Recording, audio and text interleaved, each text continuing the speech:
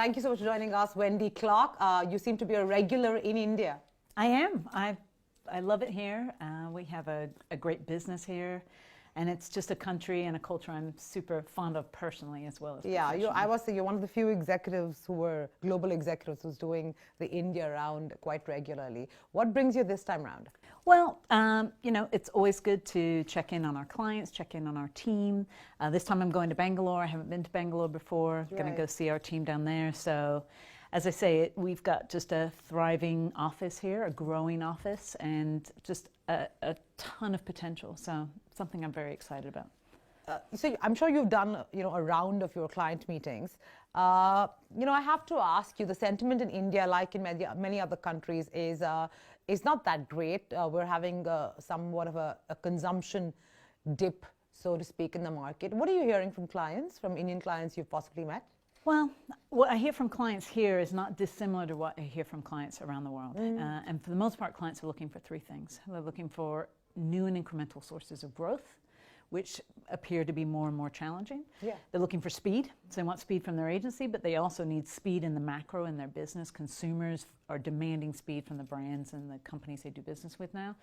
And of course, they want all of that at a good price. They want efficiency in their business. So growth and speed and efficiency are the three things that I've heard here already, visiting a handful of our clients, but I hear in the macro globally also. As the CEO of DDB, and many congratulations on the stellar performance in Cannes this year.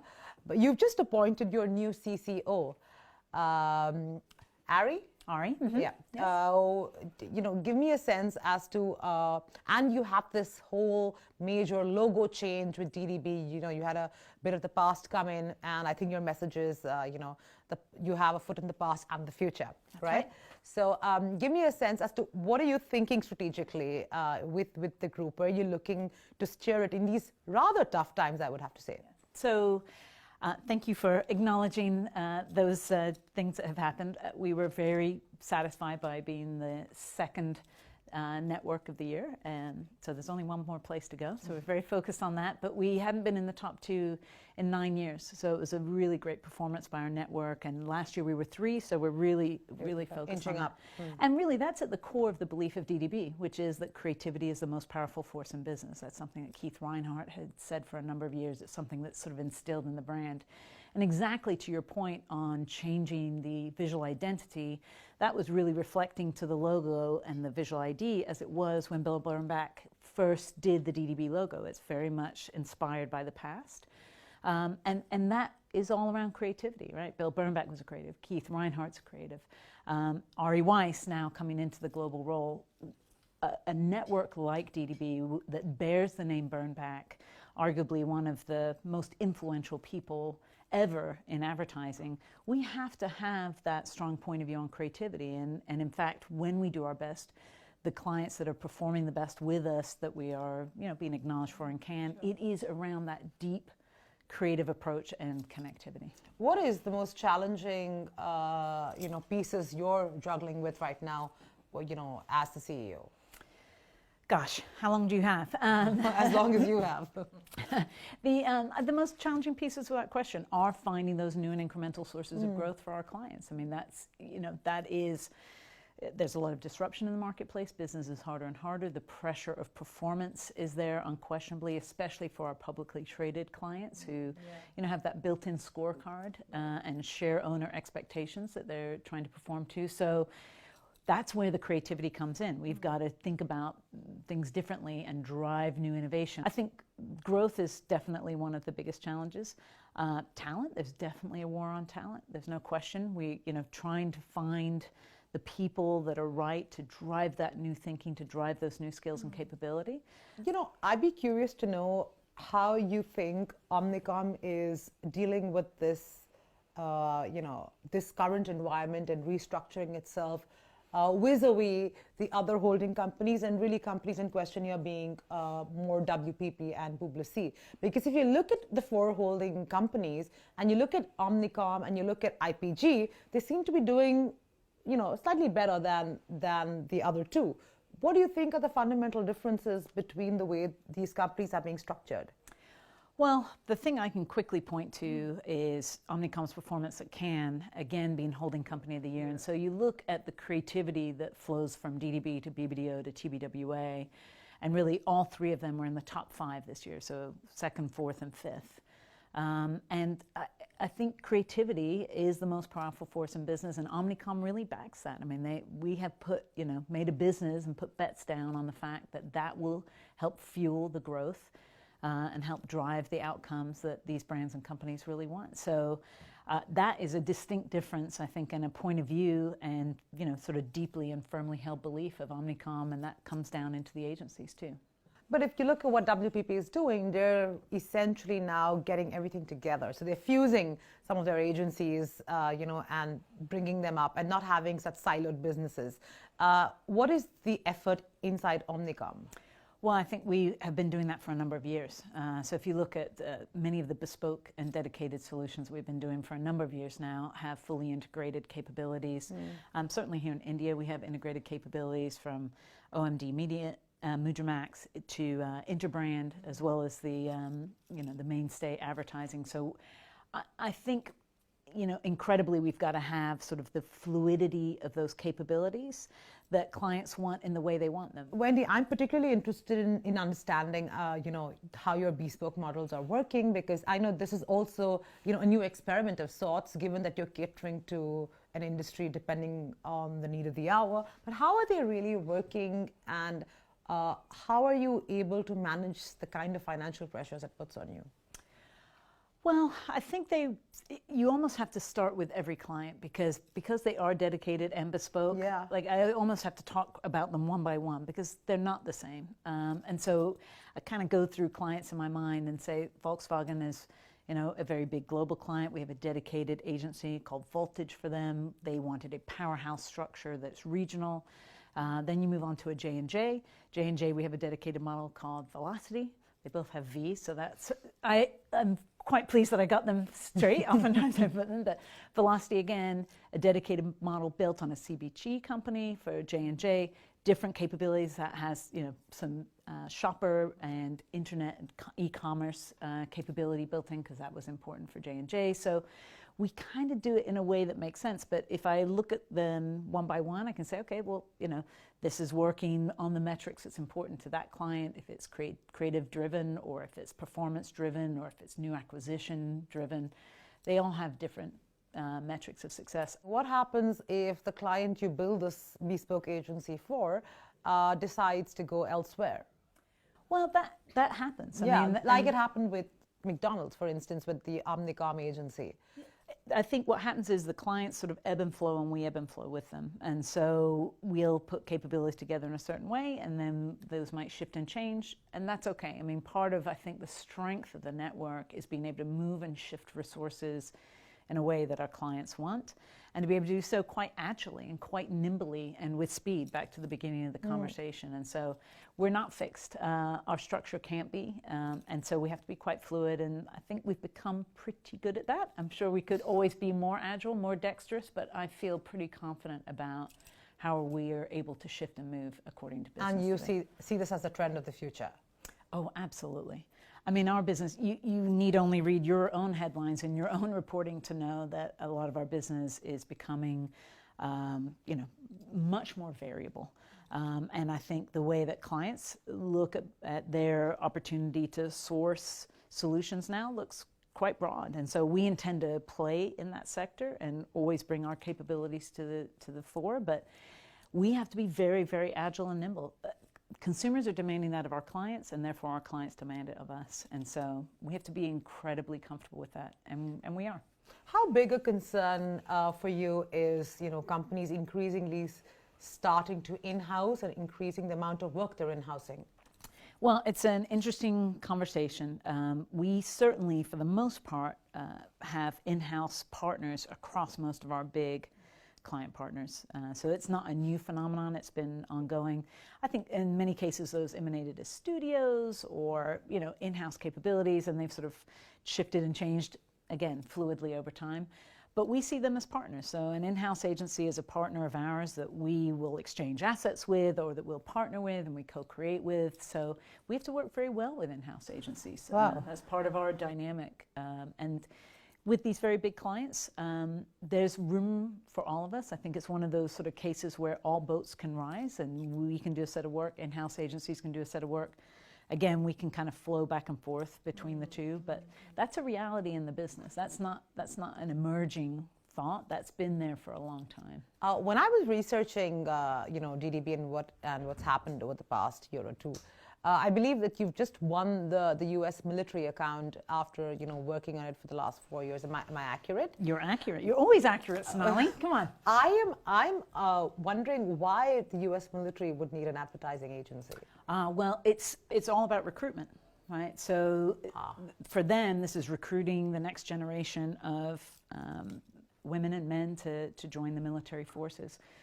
So you have the Army, the Air Force, the Navy, the Marines. We're working with the Army, but that's a very, very big workforce, and they have to recruit teenagers into the effort. And so it's a fabulously interesting assignment because it's all around teens. It's a lot of it's experiential, a lot of it's CRM data driven, right? Understanding, knowing that teenager as they come into the age of making that decision at 18. So we're creating a relationship and loyalty for the U.S. Army so they become a real career decision at the point that that person can make that decision. So it's actually a lot of very progressive and innovative marketing that's involved in that. I want to talk to you about what's happened in India from the last time you visited. So you had, of course, the agency was embroiled in the whole Me Too controversy, and you had 3 of your founding members of DDB actually quit, 1 or 2 accused of the Me Too, of sexual harassment, one, of course, who moved on to become an entrepreneur. How has that impacted the business in India? Well, I spent this morning with our leadership team, and we have a number of new leaders that have come in, and then obviously working with Aditya Kanthi, who's a very capable MD for us.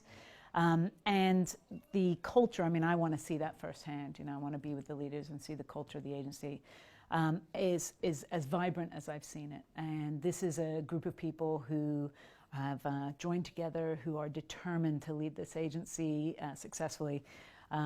By most records that I can see around here, doing very well in new business. Really contending and competing and growing in the agency rankings. So this is something that I believe that this leadership team has really focused on, will continue to focus on, and we have obviously a number of metrics and measurements, as you'd expect us to, that all look like really much improved and positive indicators. So, something that's been important and focused on, and I believe that, this leadership team are the ones to really take this agency forward. I feel very confident in them. And also, when you look at the leadership of DDB, it is relatively young compared to, let's say, the peers that they would have. The peers would be, close to their late 50s, 60s also. Also, the agency has been run in the past by, slightly more elderly men. Would you say that they're struggling or they've eased in, given the fact that most of their counterparts are fairly seasoned players in the game? I think I would just point to the new business wins that are tracked publicly here in India, and the team's had a very good run. So I think that they have created something that is opportunistic and interesting in the marketplace. We're a young business, but globally 2/3 of our workforce are millennial or younger. So DDB as an agency is a young business. And I think India as a population and a country and the potential and the opportunity is so young. So these are accomplished people. I think that they have my confidence. I think their results sort of speak for themselves. And, again, part of why I come back here is the potential I see in this market is, relatively unmatched globally. I just think there's huge opportunity here for us. We have about 850 people. And I think we're going to continue to grow, and I just see really the markers are a great thing, great opportunity, that the work and the product, is really starting to stand out and up. Our recruitment of different people from different parts of the business, whether that be media or data or publishing or digital, all coming together. The markers are all there, and that some of the awards are starting to happen too that fall in line with that. So I really could not have higher confidence. I said it to the team this morning. I feel like this is a really integrated team that are leading together, which is, again, a marker of the agencies that I visit around the world, when the leadership team is super integrated and lean on each other and draw on each other's skills. That's what's happening here, and I'm very, very excited about it. You know, I'd be curious to ask you from your standpoint, because you were a marketer earlier. You know, increasingly you're seeing large companies, such as your former company as well, getting rid of the CMO position. It's increasingly becoming the new normal. How are you viewing this? In your view, is this a good move? You know, not such a great move? Well, I think we see a number of different setups. So you've seen sort of the emergence of a chief growth officer or a chief commercial officer. Right. So you're seeing marketing and sales come together in many cases. In some cases, you're seeing marketing and IT or information, data coming together. So I think that this is all about sort of the movement and change and sort of shifts that are happening in business in the macro sense. Do I worry about the marketing specifically? I don't. I can't imagine either my former employer or any of the other big brands out there not having a lever called marketing, not having a lever they use to position their brand in the marketplace, to attract new audiences or to drive frequency with existing audiences. I just don't see that going away. Do you think with all your interactions with clients, somewhere there is a deep desire for clients to regain control, to take back control and, you know, be the masters of this entire canvas, which was once owned by the other side, which is the agency business? Well, you know, it's funny. I get asked a lot, you know, so back to our Cannes winning, all the work that wins at Cannes. Yeah. I get asked the formula about that a lot. What's behind the formula? And the formula behind the winners at Cannes is trust, is a trusted partnership and relationship. Those clients that we win with at Cannes, we have the best integration and partnership and relationship with those clients. John Lewis is probably the best example where, I mean, the work just gets bigger and bolder and braver every single year. And you can't do work like that without trust. And so it's less about controlling on the agency side or controlling on the client side. I think it's more about the mutual belief and mutual trust in the relationship is really everything. But those are few and far between. No, I don't think they're few and far between. I think that they can vary to the degree. So I think you can have more trust or you can have, you know, less trust. And I think that there's just a scale with which you can assess your relationships. But the ones with more trust, pound for pound, yield the better work and the better impact. Right. In your view, let's say, next couple of years, what are you going to see as, you know, defining pieces that will emerge from this, you know, maze that we're in currently? Oh, I don't see it as a maze. I just see it as you're an huge. Optimist. I am. Listen, you got to. I just believe. We were talking again to our teams this morning. Every generation has had its challenges. I have the gift of having Keith Reinhardt still come to the office every day. He's 84 years old.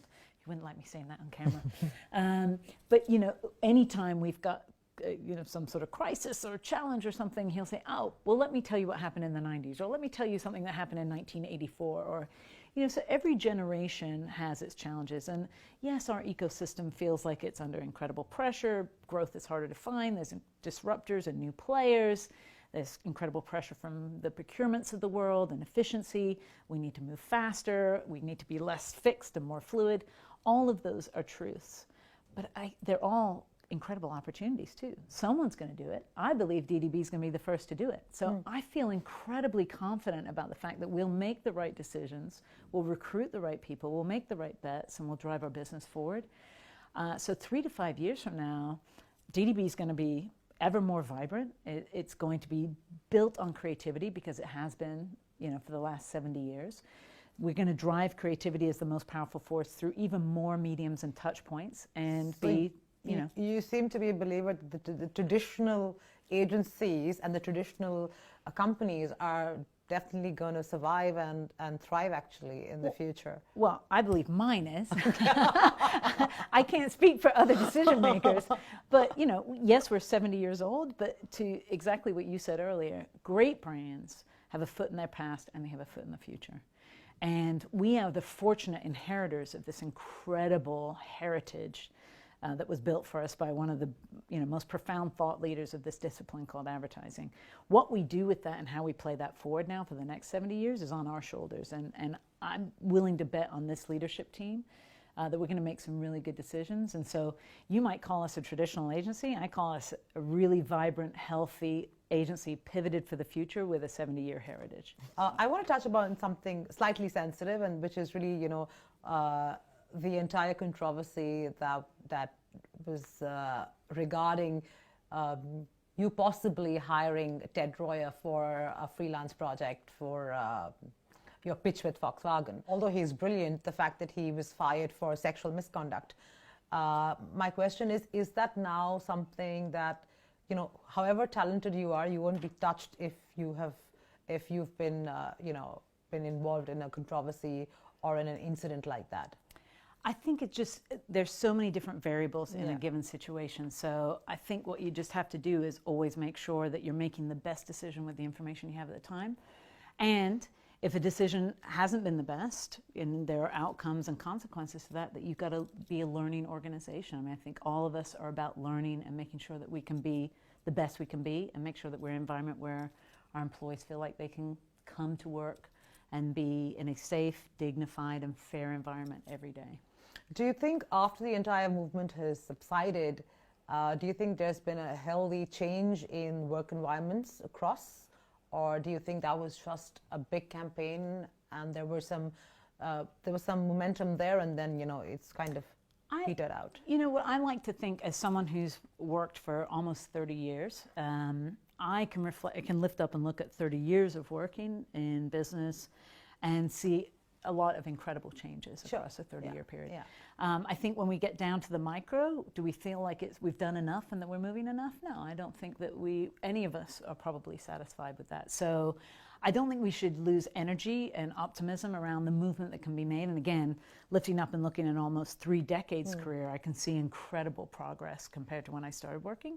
But we've got to stay restless about it. I mean, we're going to continue to stay restless and continue to try and make shifts and changes, certainly in our environment, first of all, but also in the macro in the industry. I think we have to. I have 3 children. I have 2 daughters and a son. They have the same genetic makeup. They have the same education and schooling, and yet my son looks out into a world that holds more potential for him than my daughters do. And professionally, and I think that needs to be remedied. And so my hope as a professional woman is that I can look at my daughters one day, and my son, because I need him to be part of this movement too, and say, I work to help change that and remedy that circumstance. And I'd like to say that, that we're all trying to make that different and better and evolved and more beneficial. On that note, thank you so much, Wendy, and all the very best for this year's innings, and hopefully in Cannes next year we'll see you at the #1 spot. Thank you. I'll take your support. Thank you.